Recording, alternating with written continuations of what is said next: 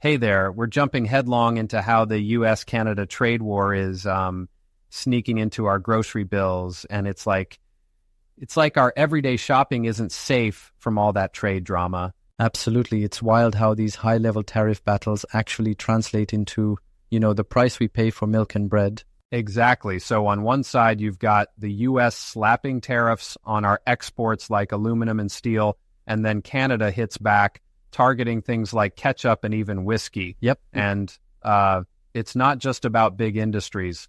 It's our grocery aisles feeling the knock. Right. The everyday products we love, like that jug of milk or even a loaf of quality bread, can end up costing a bit more. Yeah, so think about it. Canada's got that dairy supply management keeping milk prices steady. But if U.S. dairy sneaks in cheaper or our farmers get squeezed by export costs, well, that extra 50 cents on milk can sneak in before you know it.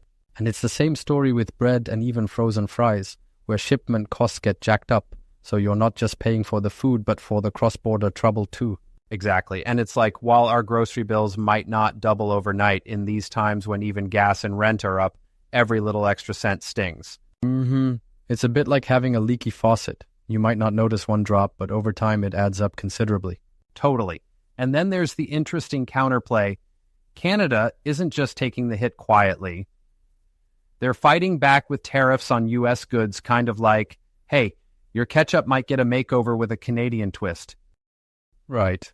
I mean, that's a clever move, but don't you think sometimes it might backfire? I mean, what if folks are really loyal to that classic U.S. taste?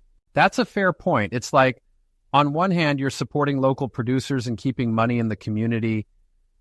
But on the other, if you're hooked on that familiar taste, you might find yourself paying extra or hunting harder for it. So it's a bit of a double-edged sword, right? Support local, save a bit, or stick with what you're used to and perhaps pay more. Yep, exactly. And there's more. Some U.S. companies might even slap a maple leaf on their products to dodge some tariffs, which kind of muddies the waters even further. That strategy almost feels like sneaky branding.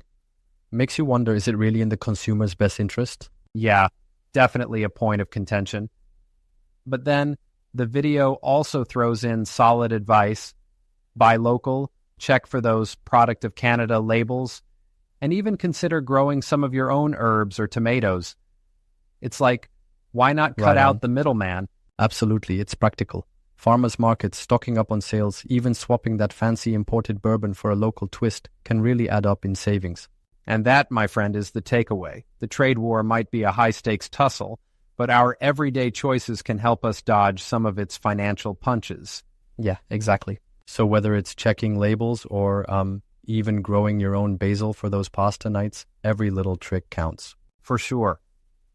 It's all about taking control where you can in the midst of international tensions, and knowing that even minor changes in our habits can make a difference. Well put. And it certainly gives folks something to chew on and shop smart about next time they're at the grocery store.